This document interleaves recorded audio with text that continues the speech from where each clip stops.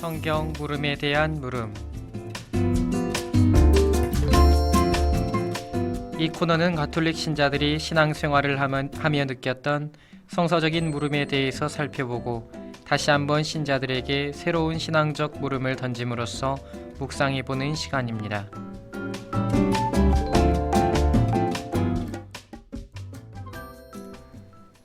안녕하십니까? 사목국 부국장 정규현 심원 신부입니다. 아까 오프닝에서 단식과 금식에 대한 교황님의 말씀, 그리고 우리가 생각해 봐야 될 주제에 대해서 저희가 잘 들었습니다. 실제로 그렇지요. 어떤 고통을 사순 시기에 하느님 때문에 참는다, 여기에 주 목적을 두게 된다면 사실 우리가 그 고통을 참아내는 게 어떤 의미도 존재하지 않을 겁니다. 내가 무엇 때문에, 무엇을 위해서, 그리고 내 삶의 전반 안에 무엇을 녹여내기 위해 이 고통을 받아들이는지를 생각을 해봐야 되죠.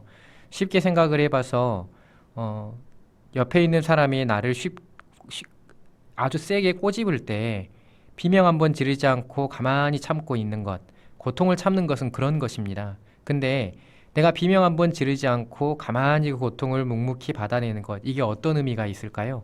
그걸 한번 생각해 보셔야만 하고, 그냥 가만히 참아내고 있는 것이 아니라 하느님 때문에, 하느님의 일을 하기 위해, 더 큰 사랑을 실천하기 위해 그 고통을 받아들이는 것, 그리고 기꺼이 내가 그것을 수용하고 나의 일관적인 삶으로 살아낼 수 있도록 만들어내는 것, 이것이야말로 우리가 사순 시기에 금식과 제계를 지키는 목적이 되어야만 하고 근거가 되어야만 합니다. 교황님의 말씀처럼 일관된 우리의 삶을 드러내고 표현하는 그러한 금식과 제계, 그 삶이 사순 시기 안에 펼쳐졌으면 좋겠다라는 생각을 전해보면서 오늘의 이야기를 시작합니다. 계절이 많이 바뀌었죠. 예전에 제 신부들의 수다 방송을 할 때 계절의 변화를 어떻게 느끼냐라는 질문을 받은 적이 있어요. 그때 저는 냄새로 느낀다라고 대답을 했습니다. 계절의 냄새가 다르고 봄과 여름과 가을과 겨울에 계절이 변화되었다라는 것을 아침에 문을 열고 나왔을 때 코끝에 흐르는 그 향으로 받아들이고 감각적으로 체험을 합니다. 봄의 향이 느껴지기 시작했어요. 언제 며칠 되진 않았지만 아침에 창을 열면 봄의 향이 코로 들어오는 그런 감각들이 지금 찾아오고 있습니다. 날도 많이 따스해졌고요. 오늘은 꼭 여름처럼 덥기도 하네요. 27도까지 올라간다는 말이 있던데, 그래도 주말부터 한 3일은 또 추워진다고 하니까 감기 조심하시고, 그리고 이 따뜻한 봄의 정취를 많이 느끼실 수 있으면 좋겠다라는 말씀도 함께 전해 봅니다. 저는 오늘 굉장히 피곤한 하루입니다. 오전에 공소를 한 군데 갔다가 불이 나게 달려와서 이렇게 방송을 합니다. 이 방송이 끝나고 나서 또 피아골로 불이 나게 달려가야만 합니다. 이렇게 바쁜 일상을 저는 요즘도 보내고 있습니다. 오늘은 어떤 이야기를 나눠볼까 생각을 하다가 한 3주, 4주 전쯤에 엘리야에 관련된 물음이 있었어요. 제가 지금 이렇게 똑바로 앉아서 방송을 하고 있는 이유는 문자가 한 통이 왔습니다. 지난주 방송이 끝나고, 신부님, 혼자 방송할 때는 제발 정면을 향해서 카메라 쪽을 바라보고 방송을 해주시면 안 되겠습니까? 라는 말씀이 있었어요. 그래서 이쁘지도 않은 얼굴 왜 보려고 그러신지 모르겠지만 카메라 쪽을 향해서 제가 방송을 하니까 정자세로 이렇게 되네요. 이렇게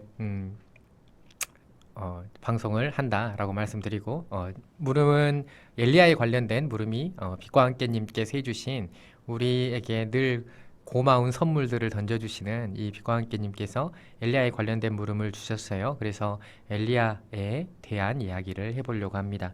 먼저 물음을 잠깐 보겠습니다. 예수님 영광스러운 변모에서는 모세와 엘리야가 나옵니다. 처음에 이 부분을 읽을 때 모세와 엘리야가 나오는 것에 대해 모세는 이해가 되는데 엘리야가 그 정도의 비중을 차지하는 인물인가 갸우뚱해졌습니다. 더 공부를 해보다가 가르멜산 이야기와 승천 때문인가 싶었지만 엘리야 예언자 이야기를 부탁드립니다. 라고 물음을 주셨습니다.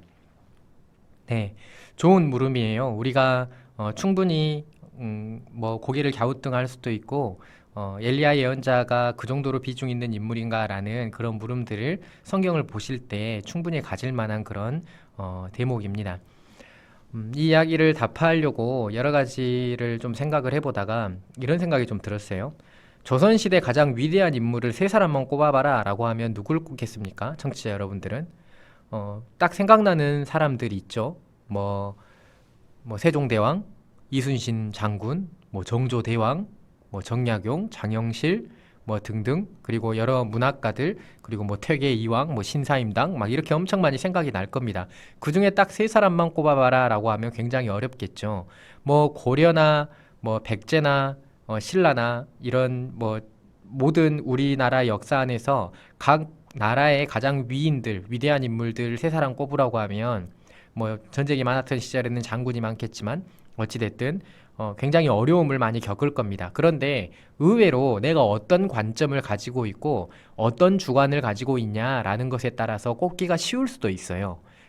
그런 겁니다. 근데 그런 것들을 생각을 해보면서 그 구약 성경에서 이스라엘 역사에서 예수님을 빼고요. 가장 위대한 인물, 가장 독보적인 위상을 차지하고 있는 인물을 세 사람만 꼽아봐라 라고 하면 쉽습니다. 생각보다. 어떻게 구분을 할 수가 있냐면 구약 성경에는 하느님께서 세상을 창조하신 것 말고요. 그 민족들의 역사 안에서 세 가지의 창조 사건이 있어요. 이 세 가지의 창조 사건이 어떤 것으로 전개가 되냐면 국가의 창조, 민족의 창조, 그리고 유다이즘의 창조 이렇게 세 가지의 창조 사건이 있습니다. 창조라고 말하기에 조금 하느님께만 적용될 수 있는 그 말일 수도 있겠다 싶은데 개념적으로는 창조라고도 말할 수 있을 것 같아요. 창시라고도 할 수 있겠고 창조라고도 할 수 있겠는데 이렇게 민족과 국가가 유다이즘의 창조라고 이 세 가지 민족의 역사 안에 창조 사건이 있었다는 거죠. 이 민족의 역사 안에 창조 사건은 각각의 주역들이 있습니다. 민족의 창조는 당연히 모세이겠고요. 국가의 창조는 다윗이겠고 유다이즘의 창조는 에즈라이겠습니다. 이게 이스라엘이 가지고 있는 야훼 신앙에 대한 그 신학에 대한 신학적인 흐름과 역사의 흐름에 있어서 가장 중심 자리를 차지하는 인물들이고 가장 획기적인 변화를 만들어낸 사람들이었다라고 생각하시면 돼요. 모세는 민족을 창조하면서 하느님과의 직접적인 계약을 맺게 됩니다. 그 계약 사건이라는 것은 하느님 백성이 살아가야만 하는 이스라엘 백성이 살아가야만 하는 정체성을 드러내고 그 정체성을 만드는 것이라고 보시면 되죠. 단순하게 아브라함의 후손들로 꾸려져 있었던 하나의 가문이 민족이라는 이름으로 재편성되고 굉장히 많은 사람들로 구성되어지며 야훼 신앙을 믿는 야훼를 통해서 야훼 하느님을 통해서 구성되고 뭉쳐지는 그런 공동체가 형성이 되어지며 이게 바로 이스라엘 백성, 이스라엘 민족이 되는 것이고 이게 모세가 했었던 일이라고 생각하시면 되죠. 물론 모든 것은 하느님의 일이지만요. 다윗이라는 인물은 국가를 만들어낸 사람이죠. 뭐 국가체제, 그러니까 중앙 집권화되어진 국가체제가 이루어지지 않고 있었던 이스라엘 민족들의 삶이었지요.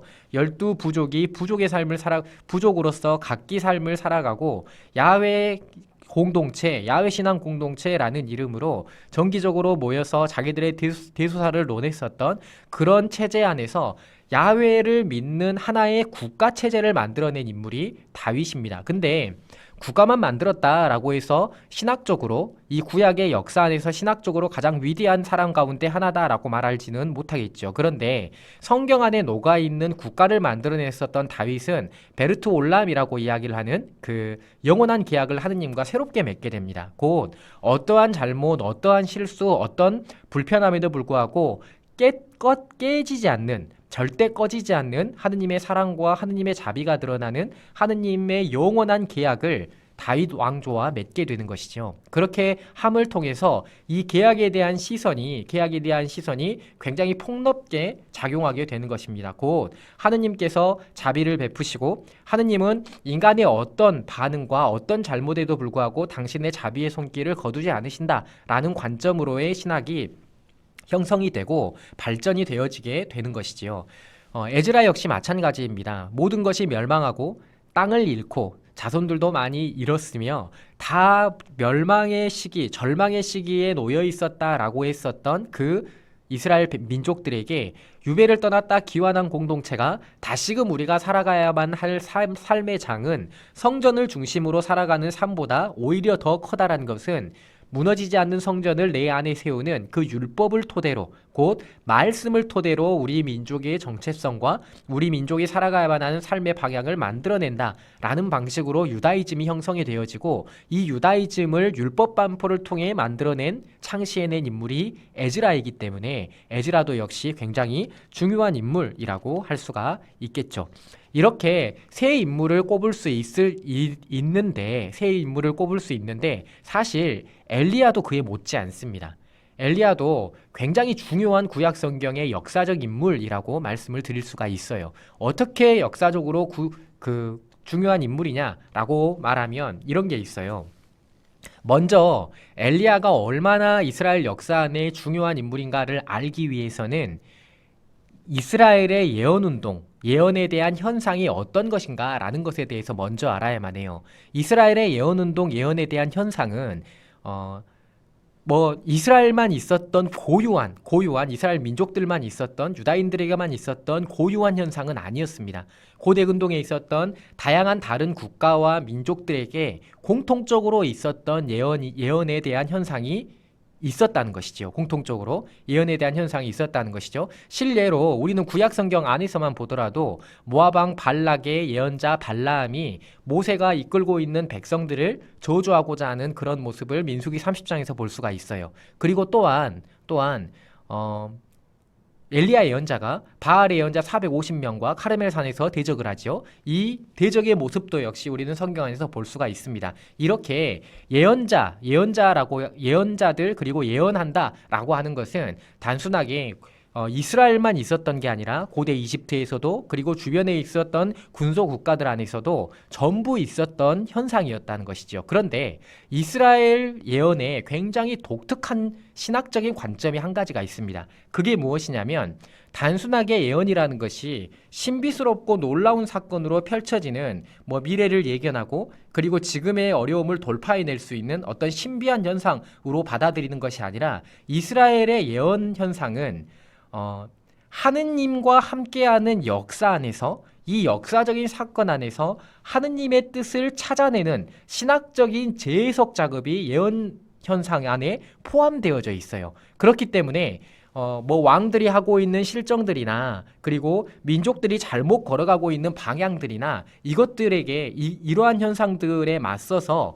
하느님께서 원하시는 것은 이것이다, 하느님께서 진정 바라시는 것은 이것이다, 백성들이 회개해야만 하고 바꾸어야만 하고 변화시켜야만 하는 것은 이것이다 라고 장엄하게 선포하는 것이 예언의 굉장히 중요한 활동이었다는 것이죠. 그래서 이스라엘의 예언은 단순하게 현상이고, 그리고 예언이라는 어떤 예언이 표현되어지는 그 예언이라는 말 자체에 숨어 있는 것을 뛰어넘어서 하나의 무브먼트, 그러니까 운동적인 개념으로도 역시 들어가요. 운동적인 개념으로도 역시 이해될 수 있다는 것이지요. 예언 운동을 벌이고 있다라는 것은 하느님의 뜻을 기반으로 하느님의 뜻을 실현하기 위해서 국가의 어떤 정책이나 어떠한 폭정과 압력에도 불구하고 하느님의 뜻을 실현하기 위한 활동들을 해낸다라는 게 예언의 굉장히 중요한 신학이었고, 그러한 관점 때문에 이스라엘의 예언 운동이 굉장히 독특한 점이 있다는 것이죠.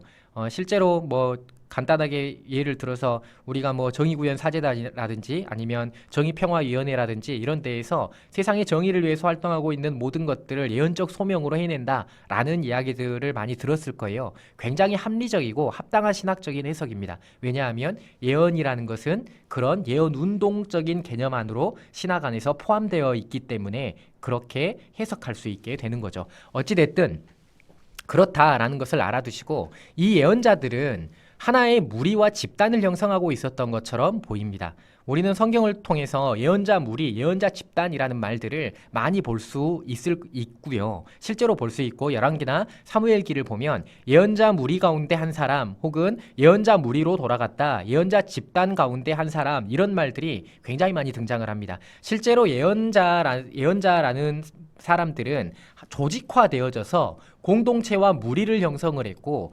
하느님의 일을, 하느님의 뜻을 실행하고 선포하기 위해서 스승과 제자의 개념으로 집단과 그리고 어떤 하나의 조직된 사람들이 있었던 것으로 여겨진다는 것이지요. 엘리야도 마찬가지로 자기가 속해 있는 예언자 집단과 예언자 무리가 있었고, 그리고 엘리야는 그 안에서 굉장히 중요한 역할을 차지하는 인물이었었던 것처럼 보입니다. 그런데 엘리야가 이렇게 예언운동과 예언현상이 이스라엘 사회 안에 있었다라고 하면 엘리야가 어떻게 중요한 인물이 되는 것인가 라는 것에 대해서 말씀을 드려보겠습니다. 우리가 문서 예언자라고 부르는 12명의 소예언자와 4명의 대예언자, 이 사람들을 제외하고 우리가 뭐 전기 예언서라고 하기도 하고 신명기의 역사서라고 하기도 하는 그 사무엘기 상하권, 열왕기 상하권 안에는 많은 예언자들의 이름이 나와요. 뭐 미카야나 뭐 나탄이나 엘리사나 뭐 요나도 나오고요. 그리고 뭐 엘리야도 나오고요. 이렇게 많은 예언자 무리 이름들이 나오는데 그 예언자들 가운데에서 엘리야서라하고 엘리사서라가 제일 길어요. 분량이 많다는 것은 그만큼 그 역사적 시점 안에서 중요한 자리를 차지하고 있다라는 것을 증명하는 것입니다. 엘리야와 엘리사가 굉장히 분량이 많다라는 것을 일단 염두에 둔 채로 엘리야 예언자와 엘리사 예언자를 가지고 엘리야 예언자가 얼마나 그 이스라엘 사회 안에서 중요한 위상을 차지하고 있었는가라는 것을 보려고 합니다. 엘리야 예언자의 사화를 가만히 보고 있으면 보통 우리는 엘리야 예언자를 뭐라고 이야기를 하냐면 예언자들의 전형이다라고 말을 해요. 그러니까 예언자들이 세상을 향해서 이스라엘의 왕정과 유다의 왕정, 그리고 가나안 지방에 살아가고 있는 사람들, 이 세상을 향해서 예언적인 소명을 살아가는 예언자들의 전형이다라고 보통 일반적으로 이야기를 해요. 엘리야의 이야기를 읽어보면 이런 이야기들이 나와요. 뭐 북왕국 이스라엘에서 아합 왕가의 사화가 굉장히 중요한 자리를 차지하고 뭐 북이스라엘입니다. 이스라엘이라는 국가에 오므리 왕조의 오므리의 아들 아합이라는 왕이 있는데 성경에는 굉장히 악한 왕이라고 소개되어 있는 왕이에요. 이 왕과 엘리야가 굉장히 많은 사투를 벌여요. 이 왕과 이 왕의 부인과 함께 엘리야가 굉장히 많은 사투를 벌이게 되는데 뭐 엘리야의 이야기는 이런 이야기들이 있어요. 뭐 사렙타의 과부 이야기, 우리가 굉장히 잘 알고 있죠. 사렙타의 과부 이야기, 가뭄을 선포하는 이야기, 그리고 바알 예언자들과의 사투 이야기, 호렙산에서 하느님을 만나는 이야기, 가뭄이 해소되는 이야기, 나봇의 포도반 사건 이야기, 그리고 아합을 만나는 이야기, 아합이 회개하는 이야기, 이런 이야기들로 엘리야 이야기가 쭉 구성되어 있는데 아마 열왕기 상권 17장부터 엘리야 이야기가 시작될 거예요. 제 기억이 틀리지 않는다면 그렇게 시작이 쭉 될 건데 열왕기 상권 마지막 장까지 엘리야 이야기가 쭉 이어집니다. 이렇게 소개가 되는데 엘리야가 선포했었던 중심 주제는, 엘리야가 아합 왕에 대적해서 이야기를 했었던 중심 주제는 그들이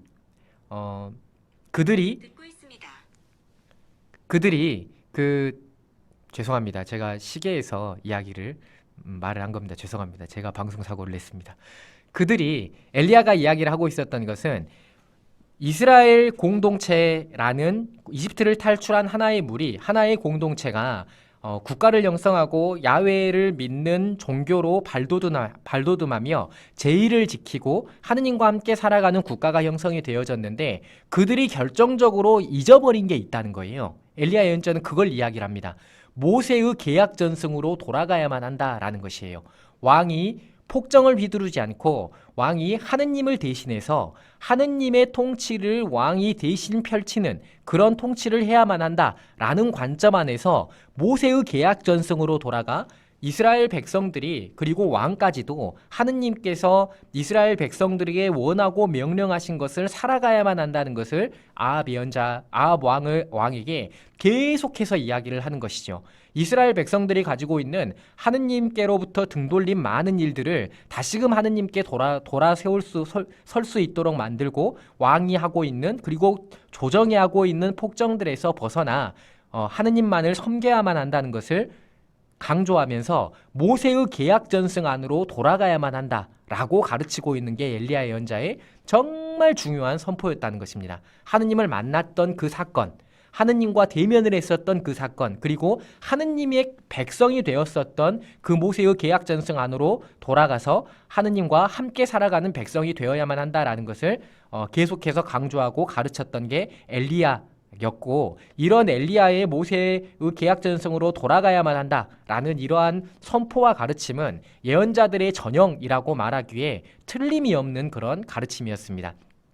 그 후에 문서 예언자들도 역시 엘리야처럼 대부분이 모세의 계약 전승으로 돌아가야만 한다. 하느님과 첫사랑을 나눴었던 광야로 돌아가야만 한다. 하느님과의 첫사랑의 만남 그리고 그 관계 안으로 돌아가야만 한다라고 계속해서 가르침을 주었던 것이지요. 엘리야는 그렇게 예언자들, 예언운동의 전형이었고 이스라엘이라는 공동체에 예언자들의 시대가 엄청나게 오랫동안 이어지고 예언자들의 활동이 굉장히 오랫동안 이어지는 이 가운데에서 엘리야는 그 예언자들 가운데에서 독보적인 위치를 차지하고 있었던 인물이었다는 것이지요.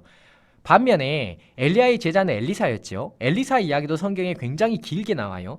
열왕기 학원에 보면 1장부터 아마 11장까지인가 엘리사 이야기가 전해질 겁니다. 굉장히 길죠. 굉장히 긴 이야기가 전해지는데 엘리사 이야기는 엘리야 이야기하고는 좀 달라요. 엘리사는 엘리야의 제자로 소개가 되어지는데 엘리사는 민담 같은 민간 전승의 이야기들을 많이 품고 있어요. 뭐 요르단강을 반으로 가른다든지 뭐 죽은 사람을 다시 되살린다든지 이런 민간 전승 설화들을 많이 담고 있습니다. 곧 예언적인 소명을 예언운동으로서의 사명을 살아가는 데에 예언자의 전형을 보여준 예언자는 엘리야였고 그만큼 이스라엘 전체 역사 안에서 엘리야의 위상은 엘리야가 가지고 있었던 그 역사적인 그리고 예언자로서의 그 놀라운 위치는 정말 독보적이었다라고 말씀을 드릴 수가 있다는 것이죠. 그렇기 때문에 후에 나오는 이스라엘의 구약 성경의 문헌들, 뭐 시라의 지혜서, 시라의 지혜서라고 부르죠.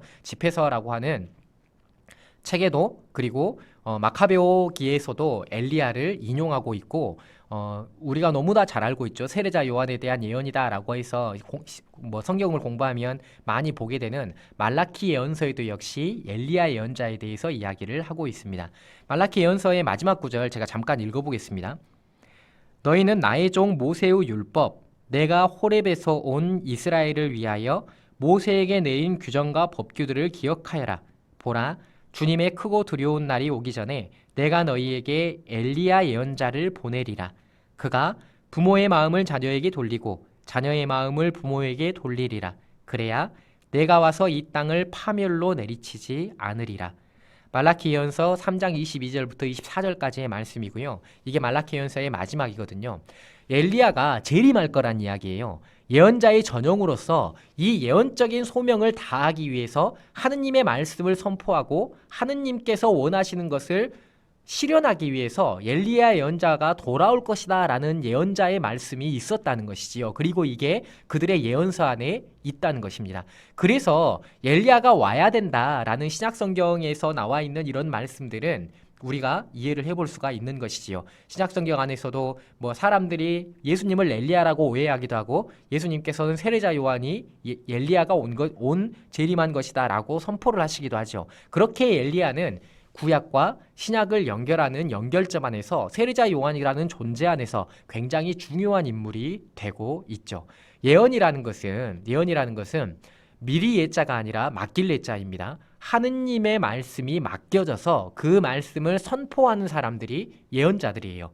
이 엘리야는 맡겨진 하느님의 말씀을 선포하는 예언자의 전형으로서 자리하고 있는 구약의 굉장히 위대한 인물이죠. 자, 그러면 물음으로 돌아가서 이 타볼산이라고 부르는 산 위에서 그 예수님이 모세와 엘리야와 대화를 나누고 있었다라고 베드로와 안드레아 그리고 야고보가 함께 올라갔을 때 그때 이렇게 보게 되죠. 그때 이렇게 보게 되는데 사실 한번 생각해 보십시오. 예수님이 말씀해 주시지 않는 한 예수님과 대화를 나누고 있는 사람이 엘리야와 모세인지 어떻게 알겠습니까? 사진이 있었던 시대도 아니고 자화상이 있었던 시대도 아닙니다.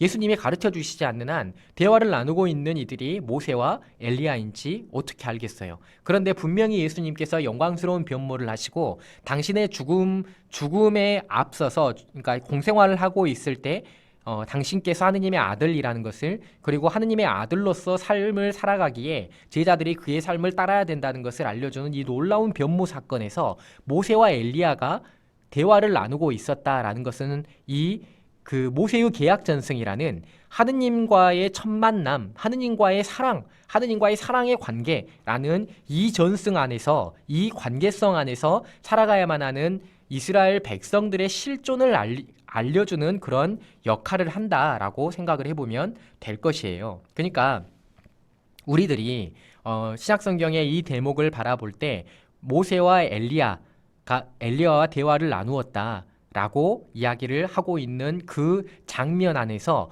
무엇 때문에 거기에서 예수님께서 대화를 나눈 이들이 모세와 엘리야일까라는 질문을 해보아야만 하고, 그러니까 엘리야가 왜 나왔을까라는 질문보다 왜 모세와 엘리야가 함께 나왔을까라는 질문을 해보아야만 하고, 이것은 하느님과의 관계, 가장 첫 만남, 사랑의 관계, 그 광야의 삶, 그리고 절대적인 하느님을 섬기는 행위로서의 백성이 형성되어지는 이 계약의 관점 안에서 모세와 엘리야는 말씀을 선포하는 관점으로 굉장히 잘 연결이 되어 있고, 그리고 이스라엘 백성들에게 예수님께서 그들과 대화를 나누면서 모세와 엘리야와 대화를 나누면서 지금 우리 교회 공동체가 살아가야만 하는 삶의 모습은 하느님과의 첫사랑의 자리로 돌아가서 하느님과 사랑의 관계 안에 머물러야만 한다라는 것을 가르치고자 하는 것이 아닐까라는 생각을 해볼 수가 있겠지요.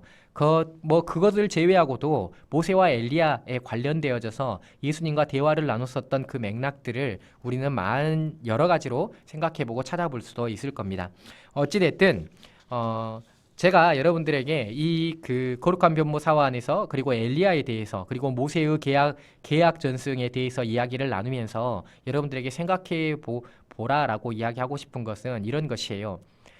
제가 요즘 최근에 여기저기서 이야기를 많이 하고 다니는데 어떤 게 있냐면 신부가 처음에 서품을 받거나 우리가 무엇인가 새로 일을 시작할 때 첫 마음으로 돌아가라, 초심을 찾아라 라는 이야기들 굉장히 많이 하죠. 굉장히 많이 듣기도 하고 그런 이야기들 하기도 하고 듣기도 하는데 저는 생각을 하면 할수록 묵상을 해보면 할수록 그런 생각이 좀 들어요. 초심으로 돌아가는 것이 가능하지 않다라는 게 아니라 초심으로 돌아가는 것이 과연 좋은 것인가? 라는 질문을 저는 스스로 던져요. 이게 무슨 말이냐면 제가 처음에 신부가 됐을 때 생각했었던 것들, 그리고 느꼈던 것들, 그리고 내가 하고자 있었던 것들을 가만히 생각해 보면 너무 어렸구나, 너무 치기 어린 생각이었구나, 그리고 너무 나 스스로만 드러내고자 했구나 라는 그런 생각들이 좀 들었어요. 그러면서 나는 하느님과 함께하는 시간이 깊어지고 하느님과 함께하는 시간이 좀 더 늘어나면 늘어날수록 조금 더 풍요로워지고 조금 더 깊어지며 조금 더 생각을 많이 하고 조금 더 다른 사람들을 더 포용할 수 있는 마음의 크기를 갖게 될 수도 있는 것인데, 무작정 처음으로만 돌아가라 라고 말하는 것은 옳은 것은 아니겠다라는 생각이 좀 들더라고요. 그런데 중요한 것은요, 그 첫 마음을 가졌을 때 그때가 완전하지 않기 때문에 이런 생각들을 갖는 거예요. 진짜 중요한 것은요, 완전한 처음의 상태, 곧 하느님과 인간의 관계, 하느님과 교회 공동체, 그리고 하느님과 나의 관계 안에서 딱 가장 중요한 이것만을 기억하면서 내가 하느님을 사랑하는 사람이고 하느님께서 나를 온전히 사랑하시는구나, 온전한 자비로 나를 품어주시는구나 라는 이 놀라운 관계 안으로 우리가 돌아가고 그리고 우리가 그것을 희망하고 열정적으로 그 사랑의 관계 속으로 들어갈 수 있도록 나를 키워가고 만들어가야만 하겠다라는 생각을 가져봅니다. 그러면서 내가 있는 자리에서, 지금 있는 이 자리에서 하느님과 풍요로운 시간을 만들어갈 수 있었으면 좋겠다라고 생각을 해보고, 하느님과 함께하는 시간을 만들어내는 나를 묵상해보는 그런 시간들을 만드셨으면 좋겠습니다. 네, 오늘 엘리야 이야기는 여기까지 하겠고요. 이제 또 물음이 없습니다. 다음 주 물음을 꼭 해주시기를 부탁드립니다. 네, 그러면 노래 한 곡 들으면서 오늘 엘리야 이야기를 마치도록 하겠습니다. 윤성 씨가 부르는 지금은 엘리야 때처럼.